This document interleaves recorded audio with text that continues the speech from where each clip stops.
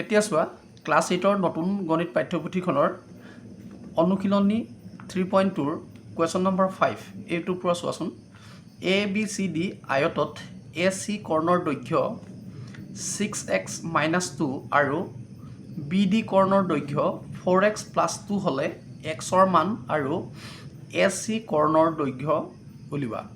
এতিয়া চোৱা আয়ত ধৰা এইটো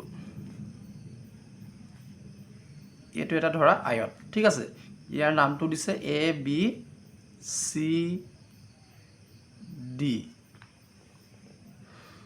চোৱা এতিয়া চোৱা AC কৰ্ণ মানে AC লগত সংযোগ কৰিব লাগিব।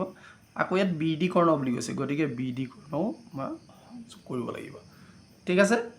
এতিয়া ACৰ মানটো দিয়া আছে 6x - 2 আৰু BD কৰ্ণৰ দৈৰ্ঘ্যটো দিয়া আছে 4x + 2, নহয় জানো। এতিয়া চোৱা আমি জানো বা যিহেতু লিখিব পাৰোঁ, যিহেতু ABCD এটা আয়ত হয়, ABCD এটা আয়ত হয়।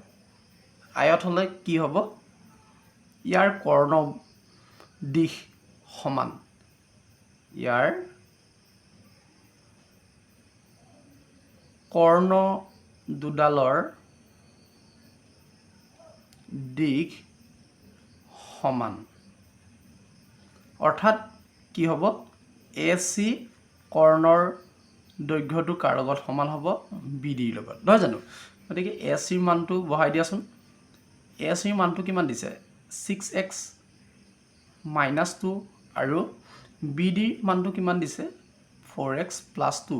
কিয় আমি লিখিলোঁ, যিহেতু আয়তৰ কৰ্ণ দুডালৰ দিশটো সদায় সমান হয়। এতিয়াৰ পৰা আমি ইয়াৰ পৰা xৰ মানটো ওলাবলৈ বিচাৰিম। গতিকে 6x এইফালে +4x আছিলে, এইফালে হ'ব -4x আৰু +2 এইফালে আছেই, আৰু এই -2টো ইফালে গ'লে +2।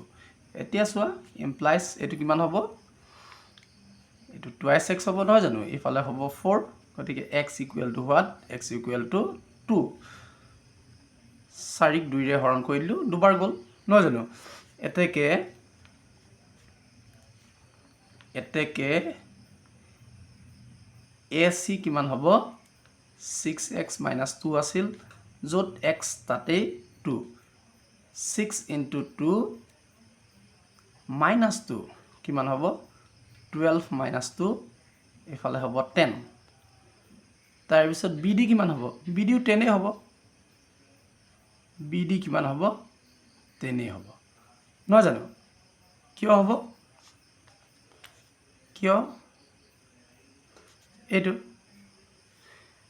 AC লগত BD সমান, গতিকে AC 10 পালোঁ, গতিকে BDও কিমান পালোঁ 10 পালোঁ, হয়নে নহয়, হয়। এতিয়া চোৱা কুৱেশ্যন নম্বৰ 6টো চোৱা।